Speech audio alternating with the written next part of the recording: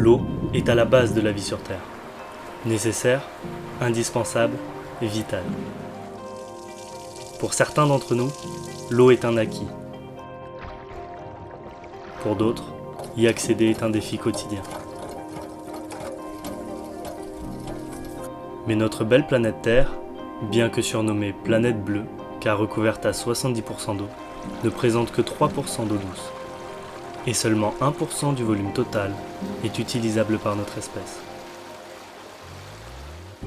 Une goutte d'eau douce dans un océan salé.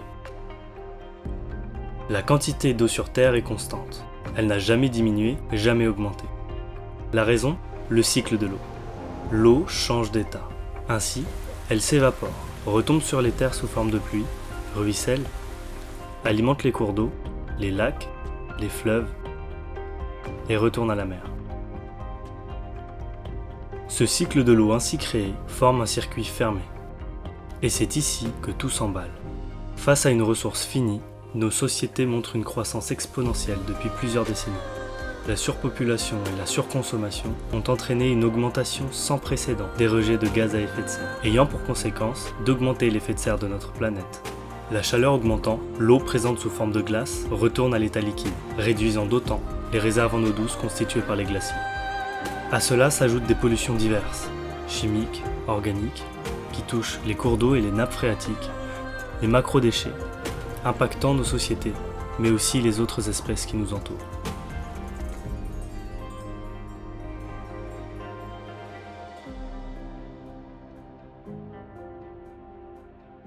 L'impact de nos activités sur le cycle de l'eau conduit inexorablement notre précieux 1% d'eau douce à devenir de moins en moins disponible pour des sociétés dont la demande ne cesse de croître.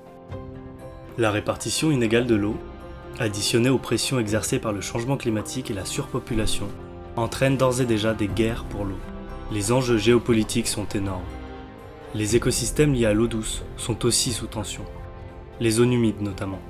Ces milieux rendent pourtant des services écosystémiques essentiels, comme la réduction du risque d'inondation en jouant le rôle de zone tampon. Au-delà de ces impacts environnementaux et politiques, les inégalités sociales sont aussi exacerbées. Dans certains pays, les femmes et jeunes filles sont chargées d'aller chercher l'eau. Ce rôle limite l'accès à l'éducation des femmes et accroît une pression sociale déjà démesurée. Face à cet enjeu capital, des femmes et des hommes s'engagent et agissent pour mettre en place des solutions.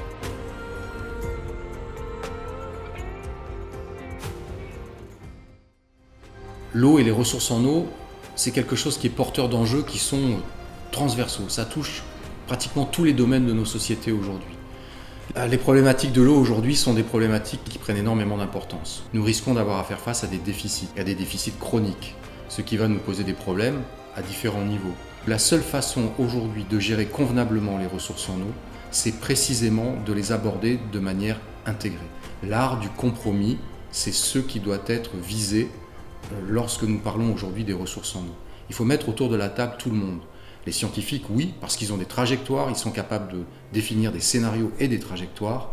Les agriculteurs, qui sont les premiers consommateurs de la ressource en eau. Les acteurs du monde économique, les acteurs du monde institutionnel et politique. Les associations, parce qu'elles portent aussi un certain nombre de messages qui sont émis par les citoyens. Et l'ensemble de ces acteurs doit, à un moment donné, être capable, en responsabilité, de faire des choix et d'arriver à des compromis. C'est absolument essentiel. Une question importante, c'est aussi celle de l'éducation des filles.